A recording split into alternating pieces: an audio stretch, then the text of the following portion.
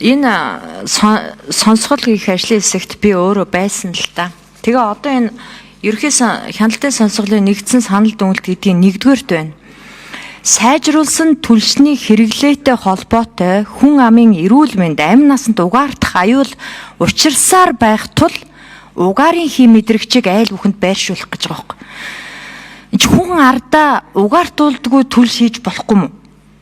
Угаартуулдаг түлш хийнэ. Тэгээд тийм учраас айлуудад угаарын хий мэдрэгч 50 гэдэг чинь арай л хэтэрхий байна шүү дээ. За дээрэс нь иргэдээс оролцож санал хүсэлт хэлж байхад ингэжсэн. Холбогдох албан тушаалтанд хариуцлага тооцож өгөөч. Бид нар өнөөдрийн хүртэл энэ Улаанбаатар хот хор дутаатайгаа агарын хэм бохирдолтойгоо байна гэсэн. Энэ санал дүгнэлтэн дээр холбогдох ямар ч албан тушаалтанд хариуцлага тооцсон зүйл алгаа. За хэлэлцүүлгийн явцад нийтлэн болон хагас коксоор үйлдвэрлэсэн сайжруулсан түлшний техникийн үзүүлэлтүүдийг бид нар харьцуулж хийсэн. За энэ нь нэштэй тухайн үед хилцэж байхад эрдэмтдийн илтгэл дотор хортой бодис ялгаруулсаар байсан. PM10, PM2.5. Гэтэл энд дандаа ингэ сайжруулсан гэд явцсан байх юм.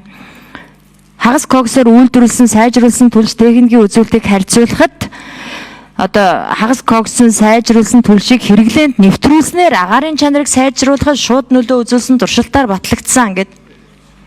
Тэгээ бас нэг зүйл ажиглагдажсэн. Эрдэмтэд нь өөрсдийнхөө цагаан цасан дээр хараар үтсэн юмнаас асуулт асуухаар буцчихад байсан л да. Тэгэхээр бид нар энд заавал ард түмнээ ингэж нэг хордуулдаг юмыг авч тавьчаад хүлээн зөвшөөрчөөд тэгээ угаарын хий мэдрэгч тавь иргэд өөрсдөө угаартаж өгөхгүй хариуцлагатай бай гэсэн юм шиг санагдчихээн. Энийгээ эргэж хараач ээ. Тэгээд хариуцлага тооцсон хаана байна?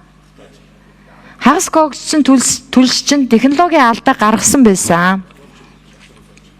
За ийм асуултууд байна. Нэмж тодруулаад явъя. Ер нь угаартуулсан түлш хийсээр байх уу гэдэг асуудалд чухал асуудал хөндлөө. Тэгэхээр бид бас агаар утааны асуудалтай холбоотой ерөнхий сонсголын үед бол гол ярьж байгаа зүйл бол үндэсний одоо агаар бүртгэлтэй тэмцэх хорооноос гаргасан хөтөлбөр байгаа. Энэ хөтөлбөрийн хүрээнд бол одоо эхний удаадаа түүхийн нүүрснээс салах том зорилго нь энэ сайжруулсан түлш, дараагийнх нь болохоор коксчсон нүүрсээр ашиглах. За бүр дараагийнх нь бол хатуу түлш хэрэглэхгүй байх гэсэн ийм том зорилтыг 25 он гэхэд хэрэгжүүлээд эхэлж гисэн. Одоо хэрвээ энэ үйл ажиллагаа зөв явсан байсансан бол өнөөдөр бид хатуу түлшний энэ асуудлаа ярихгүй болчихсон байх ёстой байсан. Тэгэхээр цаг хугацаанд ажлуудаа хийж чадаагүй явдлыг бид бас энэ сонсголын үеэр илчилсэн. За химийн хүрээлэнгийн шинжээч нар бол одоо түүхийн нүүрс бол өөрөө ямар муу байсан, сайжирсан түлш бол одоо сайжирсан гэдгийг бол тоо баримтаар яриад байсныг та бүхэн мэдж байгаа. За зүгээр харин бид энэ ерөнхий сонсголын явцад нэг нотолсон зүйл юу байсан гэхлээр шахмал түлшнийхаа стандартыг барьцалдуулагчдаа зориулаад буулгацсан ийм зүйл байсан шүү. Нэг ёсондоо муу түлшиндээ тааруулж стандарт баталчихад тэр стандартын дагуу нийцэж байгаа гэдгээд хэв нэг яриас зогсож исэн. Энэ нь бол өөрөө гэмт хэргийн шин чанартай зүйл байсан. За яг зөвхөн ерөнхий хяналтын сонсгол бол өөрөө бид илүү их нотлох баримт бүрдүүлэх боломж бас сул байсан учраас манай ажлын хэсгийн одоо нэлээд олон гишүүдээс бүр төр хороо, хяналтын төр хороо байгуулж бүр одоо энийг үнэхээр одоо нотлох баримт цуглуулж гэмт хэргийн шин чанартай байсан уу, ашиг сонирхлын зөрчил юу байв, авилгалын асуудал энэний ард байсан уу, мөнгө шамширдуулах үйл ажиллагаа явсан уу гэдгийг бас дахин нотлох баримтаар ил гаргах энэ боломжийг бүрдүүлье гэдэг санаачлагыг гаргаж байсан. За тийм учраас одоо их хурлын гишүүдийн өөрсдийнх нь бүрэн эрхийн хүрээнд энэ байгаа асуудлаар цаашдаа хяналтын төр хороо байгуулж илүү нотлох баримт цуглуулж ажиллах энэ боломж нь нээлттэй байгаа гэдгийг хэлье. За тэгээд бид бас энэ дүгнэлтэн дотор бас хэлсэн зүйлүүд байгаа. Цааш нь үргэлжлүүлээд харах юм бол одоо энэ стандартаа яаралтай шинжлэхгүй бол энэ бол одоо үйлдвэрлэлдээ зориулсан стандарт гэж юу ах вэ? Тэгэхээр бол агаарын бохирдолгүй байх стандартаа түүн тохируулж одоо түлшээл үйлдвэрлэх ёстой болохоос ингэж одоо иргэдийнхээ төлөө эсрэг ийм гэмт хэргийн шин чанартай зүйл хийж болохгүй.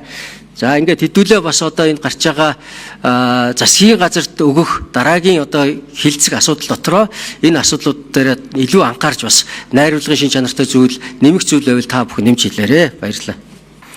Тэгэхээр ерөнхийлөлтийн сонсголын нэгдсэн санал дүгнэлтийн 1-р байгаа сайжруулсан түлшний хэрэглээтэй хүн амын эрүүл мэнд амь насанд угаардах аюул учирсаар байх тул гэдгийг бид ерөөсө хүлээн зөвшөөрч болохгүй. Хүн амынхаа эрүүл мэнд амь насанд угаардах боломж нь байсаар байгаа тул угаарын хий мэдрэгчийг айл бүхэнд байршуулах гэдэг чинь дахиад нэг бизнесийг дэмжих гэж байгаа. Тэгэхээр хүн ардынхаа амь насаа алдж байгааг хүлээн зөвшөөрчөөд дээрээс нь угаарын хий мэдрэгч тавих бизнесийг нэгдүгээр дэмжиж болохгүй. Тэгэхээр ажлын хэсгийн ахлагчийн хувьд энэнд анхаарч энд өөрчлөлт оруулж өгөөч. За, агаарын бохирдол яагаад өнөөдрийг хүртэл байгаад байсан бэ гэвэл тэр муу буруу хийсэн сайжруулсан түлшнийхаа стандартад зориулж стандарт баталсан. Уг нь эхлээд стандартаа баталчаад тэрэндээ тохируулж бид нар сайжруулсан түлшээ мэдлэнгээ хийх ёстой байсан тийм үү? Тэгэхээр энэ стандартыг